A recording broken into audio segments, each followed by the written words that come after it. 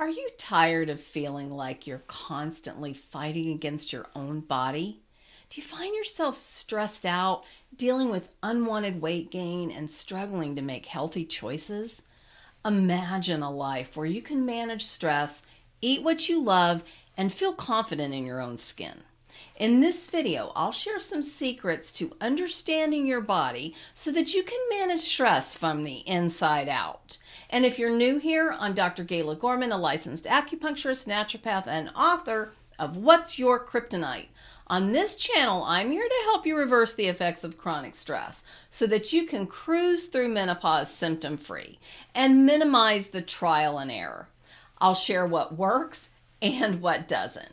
Let's get started by talking about stress, because until we manage stress, no issue is going to be resolved for the long term. Stress has been shown to be the root cause of 90% of disease. And I believe that statistic is actually low, as ridiculously high as it sounds, because they don't include all the ways stress shows up. So you have to get your head around stress and how you're going to manage it if you want these pesky symptoms to retreat. Let's just look at how stress shows up and some of the ways that you may not even be thinking of as stress. We're all familiar with the stress that basically our emotional stress when we've got too many things on our to-do list and we may have relationship or financial issues, some other sort of stressful life circumstances. But that's just one of the ways stress shows up. There are toxins that are accumulating and creating stress in your body. Those toxins, that additional toxicity, in many cases is invisible. This invisible stress is what actually is keeping your body in a stressed out state. If you find that you're practicing all sorts of techniques that are supposed to keep stress in check, and a few minutes later you feel that anxiety or stress rising again in your body, then that is a clear sign that you have this toxic stress that's built up. Even a small amount of normal stress makes you feel really over the top stressed out. And then when you're stressed, it's no surprise that weight accumulates because your body cannot process the foods that you're consuming, and other stressors tend to back up and accumulate in your body. The thing you really need to accept and understand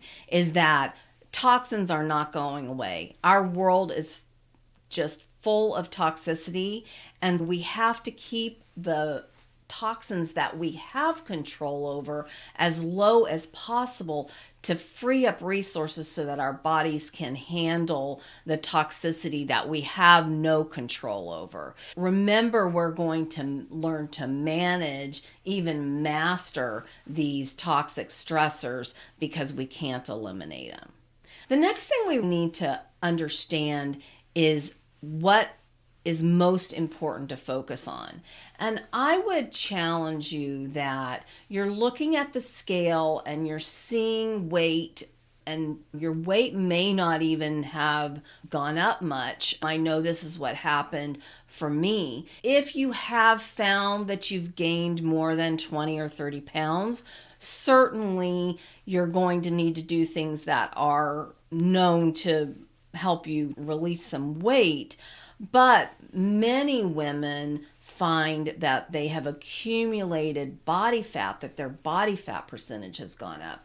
When I started into menopause myself, I would comment that I felt like the Pillsbury Dough Girl. I just found that I started looking puffy. And I find this with a lot of women. If you look at a picture of them from, 10, 20 years ago to a current picture, even if their weight hasn't changed much, they just have kind of a puffy look. And this is interstitial fluid that our body accumulates, and it's really just an accumulation of toxicity.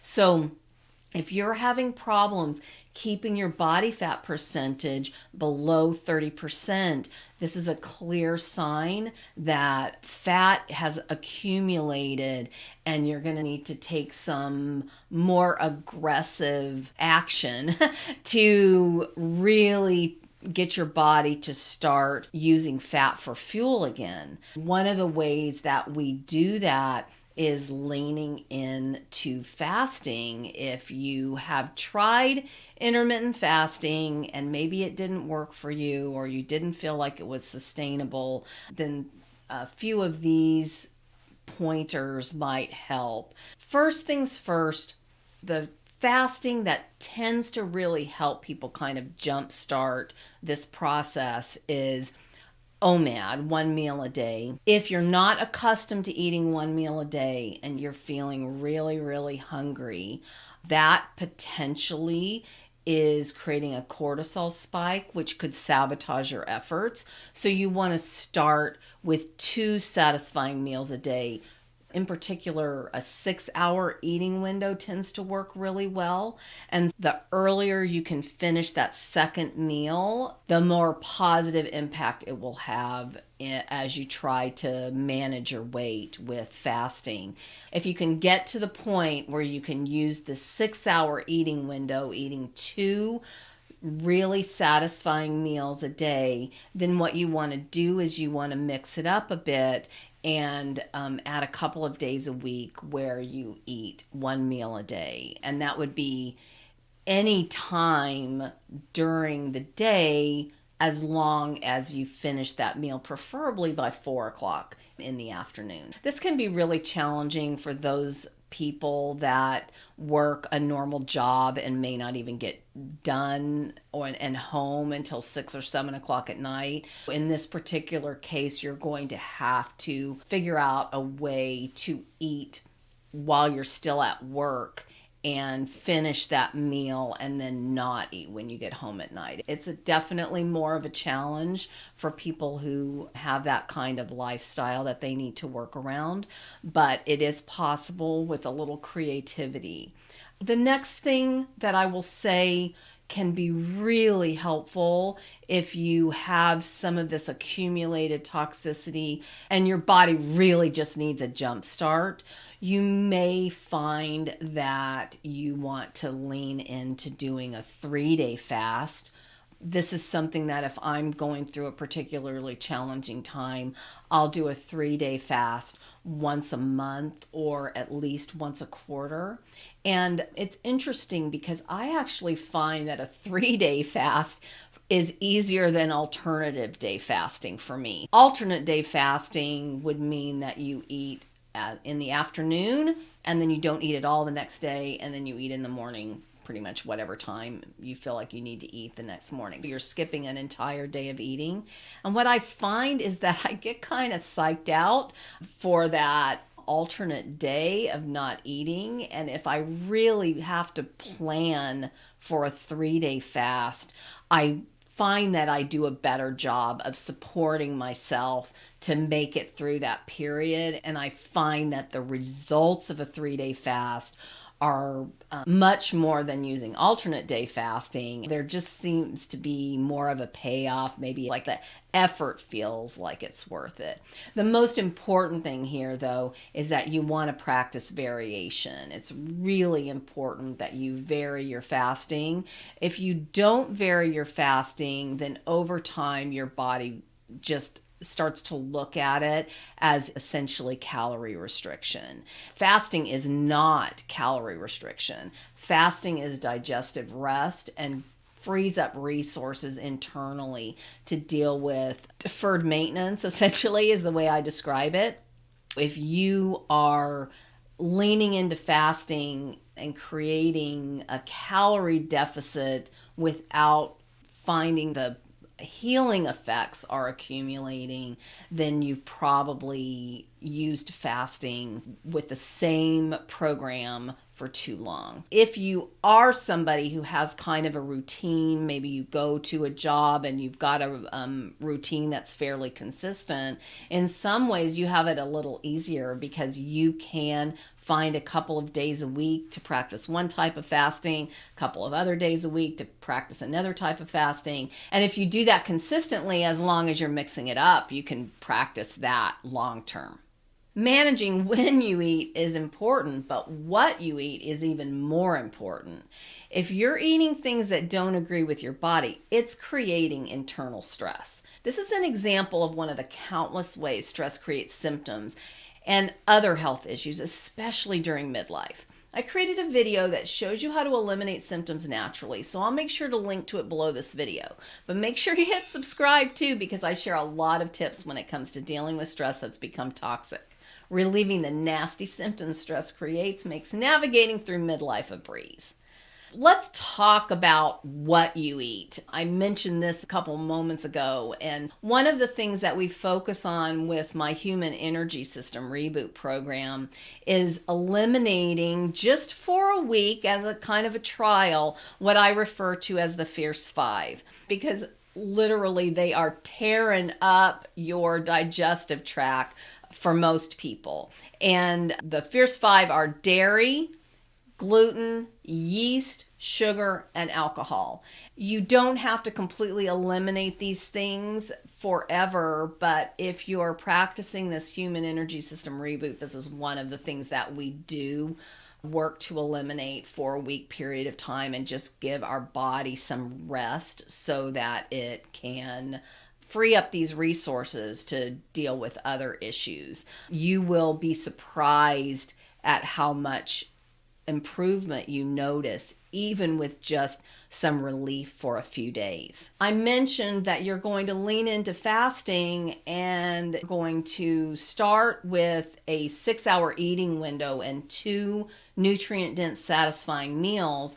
What does that mean? Those meals need to include 20 to 30 grams of protein. That's where the meal starts. I usually suggest that you take a meal that you know is a pretty healthy meal and it's something that you enjoy, because you want these meals to be satisfying, and you look at the protein content to determine whether you're getting 20 to 30 grams of protein in each of these meals. Don't worry about getting more protein than this unless you're really exercising off the charts, which I don't recommend that you do if losing weight is your focus. If you're not exercising off the charts, you don't need more protein than this, but you do need 50 to 60 grams a day. The other thing that I will say is that the Fierce Five is designed to reduce the intake of foods that many people are sensitive to. We would only know whether you're truly sensitive to those things by doing a battery of tests that are honestly fairly expensive. It's also true that these sensitivities tend to kind of come and go depending on how much other stressors you have going on in your body. This is just a way to, like I said, reduce the stress.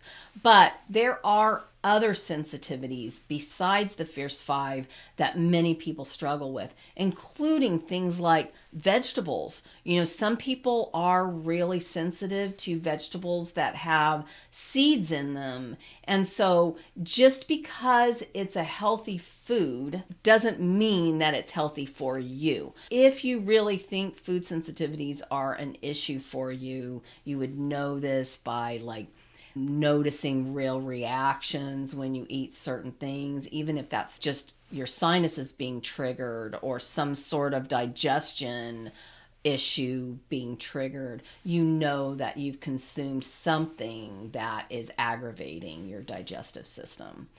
The other thing we just need to talk about here is how we might sabotage our progress. Even if we're doing a lot of things right, if you are feeling stressed and really going through a super stressful period, it's really common to make poor decisions. It's hard to stay really focused and committed when you're just under stress and you're kind of just living moment to moment and trying to keep all the balls in the air. Again, this goes back to what we talked about initially, that you've got to learn to manage stress better if you want to be able to keep the weight off and keep the fat from accumulating. That's extremely important.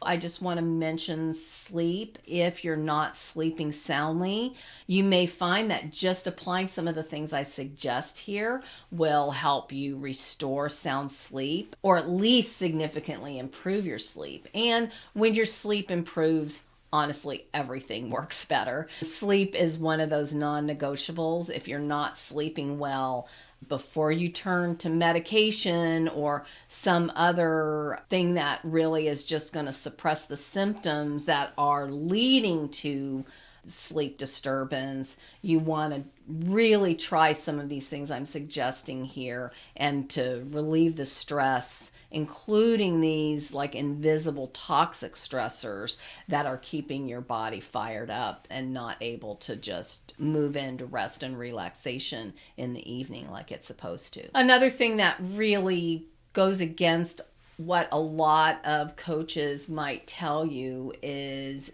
that exercise can actually create a cortisol spike. If you're trying to lose weight, if this is one of your big issues, then exercise is not your highest priority. When and what you eat are your highest priorities. Your fuel that's coming into your body is 80% of the equation.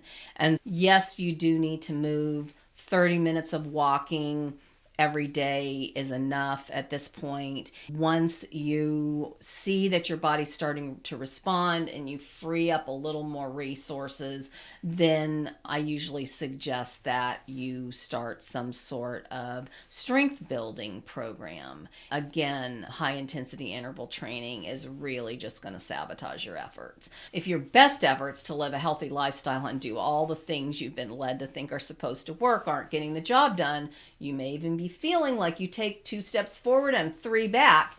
In my next video, I'll show you how to manage the toxic stress that's sabotaging your efforts. You can eliminate symptoms naturally without medication, crazy diets, intense exercise, or any other unsustainable lifestyle hack.